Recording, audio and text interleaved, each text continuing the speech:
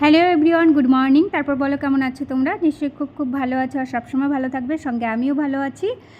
আর সকালবেলা যেটা হয় সেটা একদমই ঠিক ধরেছো, এই যে রান্নাবান্না শুরু করে দিয়েছি। আর আজকে একটু তাড়াতাড়ি রান্না করে ঘরের কাজটা করতে হবে, এই জন্য একটু তাড়াতাড়ি করছিলাম। ঘরের কাজ বলতে পুজো তো আগত, কিন্তু এখনও পর্যন্ত আমি ঘর ঝাড়া ঝাড়ু কিছুই করতে পারিনি। তো ভাবলাম আজকে যতটুকু পারি করব। আসলে এই 1 মাস ধরে ছেলের পরীক্ষা চলছে, এবার ওর সঙ্গে তাল দিতে গিয়ে ঘরের কাজগুলো আমার পিছিয়ে পড়েছে। আর প্রত্যেকবারই আলাদা করে লোক দিয়ে করানো হয়, করি আর কি, ঘরটাকে ওয়াশ করে নেওয়া হয়। তো এবার আর করব না, সামনের বার দেখা যাবে। প্রত্যেকবার যেহেতু করি, ঘরে খুব একটা ময়লা হয়নি, মানে যে ওয়ালগুলোকে ক্লিন করা হয়। তো ফুল ঝাড়ুতে যতটা পারি সেইটুকুই করার চিন্তা ভাবনা রয়েছে। এবার আর লোককে ডাকা হয়নি। তবে যেটা হয়েছে, জানলা করার জন্য এক মহিলাকে বলেছিলাম। জানলাগুলো আমার ঘরে অনেক জানলা, তো এমন করে দিয়েছে সে, দিয়ে আমাকেই আবার হাত দিতে হয়েছে। তো তিনিও ভালো করে করতে পারেননি। আসলে তিনি বাইরের কাজগুলো খুব ভালো পারে, যেমন আমার চারিপাশে ঘাস পরিষ্কার করে দেওয়া, ওপরে ছাদ কুড়িয়ে দেওয়া, বা গাছপালাগুলোকে ঠিকঠাক করে একটু পরিষ্কার পরিচ্ছন্ন করে কেটে কুটে দেওয়া, এইগুলো খুব ভালো পারে। ঘরের কাজগুলো একদমই পারে না। তো যেটা বলছিলাম, এই যে আমার রান্নাবান্না সব হয়ে গেছে, তোমাদের সঙ্গে সেটাই বলছি যে এখন কিন্তু ঘরফরগুলো ঝাড়া হবে। অলরেডি আমার ফ্যানগুলো পরিষ্কার করে দিয়েছে কর্তামশাই। তো সেটাই আর কি তোমাদের দেখালাম। আর এই যে এত ময়লা বেরিয়েছে দেখো ঘর থেকে, আসলে এটা হলো নতুন ঝাড়ুর যে ফুল থাকে সেই ফুলগুলো, আর নতুন ঝাড়ুটা দিয়ে আমি ওয়ালগুলো একটু পরিষ্কার করেছিলাম, সেটাই পড়েছে। আর এই যে আমার মইটা আনা হয়েছিল, এই ফ্যানটা মোছা হয়েছে। আর এই যে হাত দিয়ে যে ফ্যানটা দেখাচ্ছি, এটা কিন্তু মোছা হয়নি।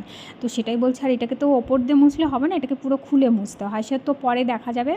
এখন যেটা করলাম সেটা হলো এই ফ্যানগুলোকে পরিষ্কার করা হয়েছে, মইটা ওখানেই রয়েছে। তো আমি ঝাড় দেওয়া তোমাদের দেখাচ্ছি, এই নতুন ঝাড়ুর এই যে এত ফুলগুলো বেরিয়েছে। তো যাই হোক, আশা করি তোমাদেরও আগত পুজোর জন্য নিজেরা যেমন গোছগাছ শুরু করে দিয়েছো, সঙ্গে কিন্তু ঘরবাড়িও করে দিয়েছো। আমি আশা করব অনেকের হয়েও গেছে, কিন্তু আমার এই যে এই মুহূর্তে এখন আর কি। যাই হোক, তো এই কার্পেটগুলোকেও আমি ধুয়ে দিই। তো সেগুলোকে নিয়ে চলে এসেছিলাম এই ছাদে, এখানেই ধুয়ে দেবো আর এখান থেকেই মেলে দেবো। তো যাই হোক, আর এই যে সিঁড়িটাও একটু ঝাড়ু দিয়ে নিচ্ছি। সাধারণত আমার ড্রয়িং রুমের সিঁড়ি ঝাড়ু দিতে লাগে না, মুছলে হয়ে যায়, কিন্তু এই বললাম না যে নতুন ঝাড়ুর ফুলগুলো পড়েছে, তো সেইগুলোকে একটু ঝাড়ু দিয়ে নিচ্ছি। আর এটা খুব সকাল সকালে করলাম। আদি কোনো মতে স্কুলটা পাঠিয়ে দিয়ে শুরু করে দিয়েছিলাম, তো কাজটা অনেকটাই করে ফেলেছি। আর এরপরে যেগুলো করব, জানলাগুলো আস্তে আস্তে পরে করে নেব, যেগুলো বাকি রয়েছে আর কি। তো উপরের রুমেও চলে এসেছিলাম। তো যাই হোক, আশা করি আমার ভিডিওগুলো তোমাদের ভালো লাগছে। আর যদি ভালো লেগে থাকে তাহলে প্লিজ লাইক, শেয়ার, কমেন্ট এবং সাবস্ক্রাইব করে আমার পাশে থেকো। যে বন্ধুরা পাশে রয়েছো সেই বন্ধুদেরকে অনেক অনেক ধন্যবাদ। আর দেখার পরে একটা লাইক আর কমেন্ট কিন্তু অবশ্যই করো, এটাকে স্কিপ করো না। তো যাই হোক, চলে এসেছিলাম। এই যে ওপরে জামাকাপড়গুলোও তুলছিলাম, আরও জামাকাপড়গুলো মেলতেও হবে। তো আজকে টোটালি আমি আমার বেশিরভাগ কাজটাই কিন্তু দেখাচ্ছি যে ঘর দোর ঝাড়ঝোড় নিয়ে। এটা চলে এসেছিলাম, এটা কিন্তু বিকেলে সব, এদিকে পুজো খাওয়া সব কিছু হয়ে গেছিলো, একটু বিকেলবেলাও শুরু করে দিয়েছি এই রুমটা ধরার জন্য। তো যেটা হয়েছে সেটা হলো, এই চেয়ারটা পেতেই আলমারিটার ওপরটা মুছতে হবে, তার জন্য আমি বালতিতে ডিটারজেন্ট ভিজানো জল তেনা দিয়ে এটা মুছবো। তো যেটা হচ্ছিলো, এই চেয়ারটাতে না আমি পুরোটা নাগাল পাচ্ছি না, মানে ওই দিকে কিছুটা বাকি রয়ে যাচ্ছে, আমাকে আর একটু উঁচু কিছু আনতে হবে। তো সেটাই আমি করব। প্লাস্টিকের চেয়ারটা সরিয়ে দিলাম, এদিকে কাঠের চেয়ারটা, ডাইনিংয়ের চেয়ারটা নিয়ে হাজির হয়েছি।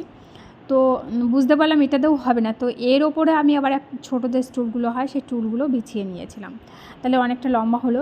প্লাস্টিকের ওপরে আমার টুলের সাইজটা অনেকটা বড়, প্লাস্টিকের চেয়ারটার ওপরে আমার টুলটা বসতেও না, আর বসানোটা রিস্ক হয়ে যায়। তো এইভাবে আমার মতো যারা করো খুব সাবধানে করো, না পারলে করো না, কেন কি মই দিয়েও করা ভালো।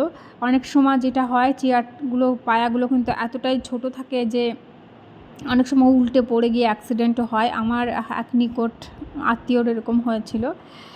তো আমি তো উঠেছি, কিন্তু এক হাত দিয়ে না আমি আলমারিটাকেও মাঝে মধ্যে ধরছি, যখন এদিক ওদিক করে করে আমি মুভ করছি তখন কিন্তু আলমারিটাকে ধরে নিচ্ছি যে আমার হাতটা অন্তত কিছু একটা সাপোর্টে রয়েছে, হুট করে আমি পড়বো না চেয়ার কাত হয়ে গেলেও। তো সেটাও আমার মাথায় ছিল। তো যারা এইভাবে করো কিন্তু খুব সাবধানে করো। আর ইদানিংয়ের চেয়ারের নিচে নিচে কিন্তু পায়াগুলোর নিচে প্লাস্টিকের ছোট কিছু একটা লাগানো থাকে, যেটা কিনা সরাসরি টাইলস, পাথর কিংবা মেঝে সেটা ঘষে না যায়, কোনো দাগ না, স্ক্র্যাচ না হয়ে যায়, তার জন্য এই সিস্টেমগুলো করা থাকে, যার জন্য চেয়ারের সম্পূর্ণ ভর কিন্তু ওই ছোট্ট একটা টিকটিকি প্লাস্টিকের ওপরে গিয়ে পড়ে। ওই জন্য ওই দিকে খুব খেয়াল রাখতে হয়। তো যাই হোক, এই খাটের সমস্ত কিছু চেঞ্জ করে আমি আবার সমস্ত বিছিয়ে দিয়ে আমার এই ঘরটাকেও কমপ্লিট করে ফেললাম। আর এই যে বাজার থেকে এনেছিলাম এই ফুলগুলো আর কি, ফুলদানিগুলো আমার আগে থেকেই কেনা ছিল, তো সেটা লাগিয়ে দেখছি যে কোনটা দিলে কেমন লাগে। অ্যাকচুয়ালি এরকম আমার দুটো, এই বাঁশের ফ্লাওয়ার ভাসগুলো দুটো, তো আমি দুটোই ঠাকুর ঘরে বসানোর জন্য এনেছি। আর আজকের ভিডিও এখানেই শেষ করব। আশা করি তোমাদের ভালো লাগবে, আর সবাই খুব খুব ভালো থেকো, পুজোর অনেক আনন্দ করো।